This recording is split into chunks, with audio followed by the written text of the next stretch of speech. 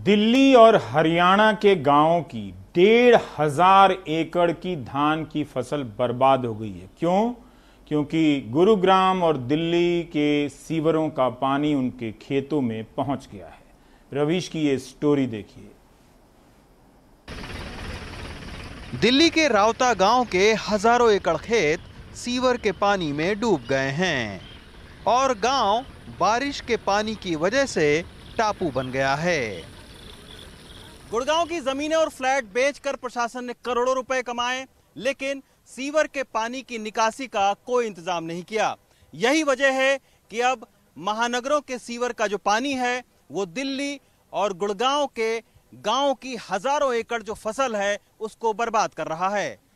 दिल्ली के किस गांव में फसलें बर्बाद हो रही हैं और सीवर का पानी कहां पर गांव वालों को रोक दे रहा है, आइए हम आपको दिखाते हैं।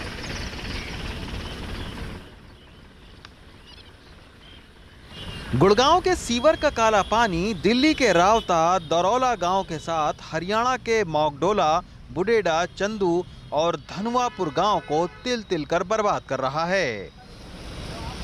बुधवार को गुड़गांव में हुई बारिश का खामियाजा दिल्ली के रावता गांव के लोग भुगत रहे हैं।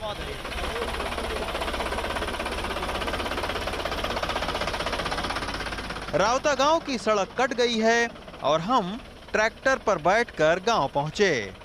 यहां धान के खेत पूरी तरह सीवर और बारिश के पानी में डूब गए हैं। बाहर के तमाम लोग इस तरह धान के खेत में मछलियां पकड़ रहे हैं। नहर का पानी है जो खेतों में आ गया और उसमें ये नहर के थी मच्छी, अब ये खेतों में है। अच्छा, तो ये धान के खेतों में, धानों के खेतों में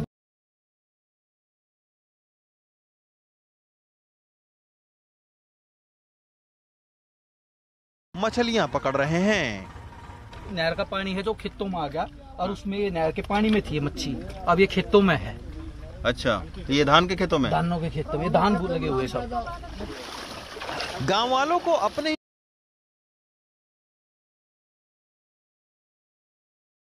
खेतों में जाने के लिए नावों का इस्तेमाल करना पड़ रहा है। रावता गांव के रमेश फलसवाल की पहले सीवर की वजह से गेहूं की फसल खराब हुई, अब 10 एकड़ धान की फसल पानी में डूब चुकी है।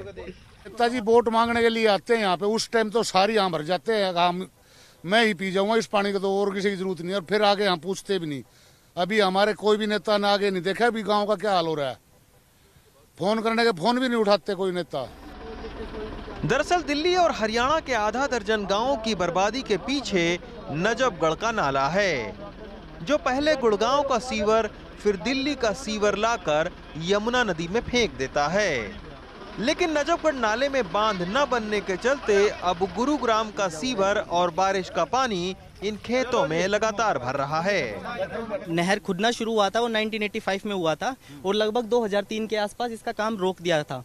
तब से ये पूरा पानी में ऐसे ही डूबा रहता है और ये साहिबी नदी है, निकलती राजस्थान से और सीधा यमुना तक जाती है। सबसे ज्यादा पोल्यूशन यमुना का इसी वजह से होता है। दोनों सरकार, हरियाणा की और दिल्ली सरकार, अगर आपस में बैठ के ये फैसला लें कि जो दिल्ली का गंदा पानी है इसके लिए वो क्या कर सकते हैं और हरियाणा सरकार अपना गंदा पानी दिल्ली में ना आने दे। हम सुनते हैं सीवेज ट्रीटमेंट प्लांट, नजफगढ़ झील को वेटलैंड बनाना, ये ऐसे मुद्दे हैं जिन पे बहुत समय से राजनीति हो रही है पर कोई कड़ा फैसला नहीं लिया जा रहा है। तो हमारा प्रयास है कि अगर हम गांव वाले साथ मिलकर सरकार के साथ एक सार्वजनिक नीति तय करें कि हम ये गांव में ये चाहते हैं और सरकार अपनी तरफ से हमारी मदद करे उसमें। एनजीटी के ऑर्डर के बावजूद न तो गुड़गांव और न ही दिल्ली सरकार ने एसटीपी यानी सीवेज ट्रीटमेंट प्लांट लगाया है, जिससे गंदा पानी अब इन गांव वालों के खेतों से लेकर घरों तक में भर रहा है। रावता गांव से कैमरामैन सचिन के साथ रवीश रंजन शुक्ला, एनडीटीवी इंडिया।